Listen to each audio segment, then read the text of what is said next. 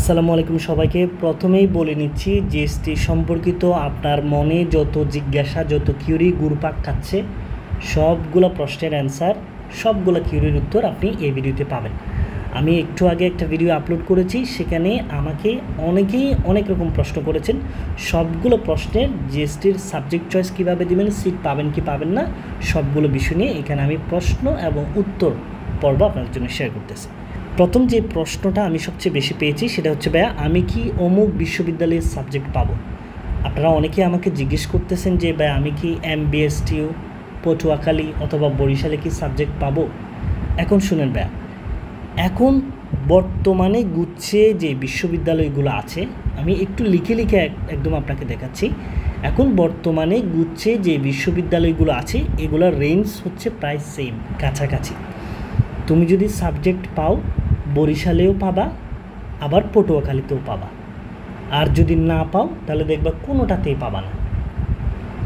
এখন তোমাকে এমন জায়গায় সাবজেক্ট চয়েস দিতে হবে যেখানে সাবজেক্ট বেশি। মনে করো তুমি এমন জায়গায় সাবজেক্ট চয়েস দিলা যেখানে সাবজেক্ট মাত্র 3টা, ওইটাতে দিয়ে তো লাভ নাই কোনো। তুমি এমন জায়গায় সাবজেক্ট চয়েস দাও যেখানে সাবজেক্ট আছে 15 থেকে 10টা। তুমি তাহলে বেশি সাবজেক্ট চয়েস দিতে পারলা, তাহলে সেখানে সিট পাওয়ার সম্ভাবনাটা কী হলো, বেশি হলো।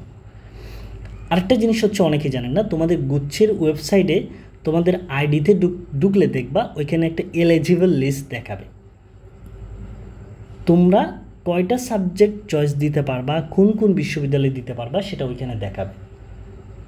ওইখানে দেখো কোন বিশ্ববিদ্যালয়ে তুমি সবচেয়ে বেশি সাবজেক্ট চয়েস দিতে পারবা, তুমি ওই বিশ্ববিদ্যালয়ের চয়েস দাও।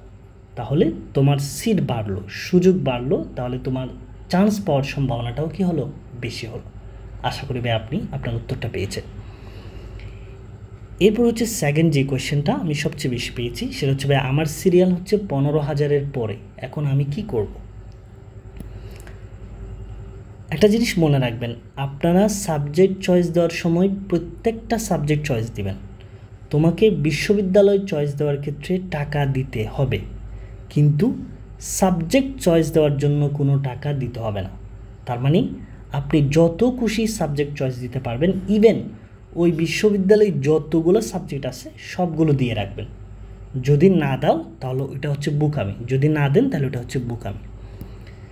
সাবজেক্ট দেওয়ার সবগুলা by serially, science, commerce, arts, এভাবে পর্যায়ক্রমে সবগুলা চয়েস দিবেন। তোমার যদি সায়েন্সের কোনো সাবজেক্টও না আসে, যেন কমার্স আর্টসের কোনো একটা সাবজেক্ট চলে আসে, তুমি যেন পাবলিকিয়ান হয়ে পাবলিকে পড়াশোনা করতে পারো। এটা হচ্ছে মেইন বিষয়। এরপর এখন লাস্টে অনেকে আবার বলছেন ভাই আমার সিরিয়াল তো 50,000-এর পরে, এখন আমি কি করব? আমার কথা হচ্ছে আপনিও চয়েস দিয়ে রাখবেন।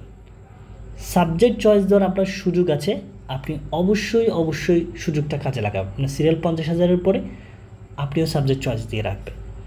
মনে রাখবেন, বিশ্ববিদ্যালয় চয়েস দিতে টাকা লাগবে, কিন্তু সাবজেক্ট চয়েস দিতে টাকা লাগবে না। যেহেতু সাবজেক্ট মাগনা, তাই তুমি যত বেশি পারো তত বেশি সাবজেক্ট চয়েস দিয়ে রাখবা।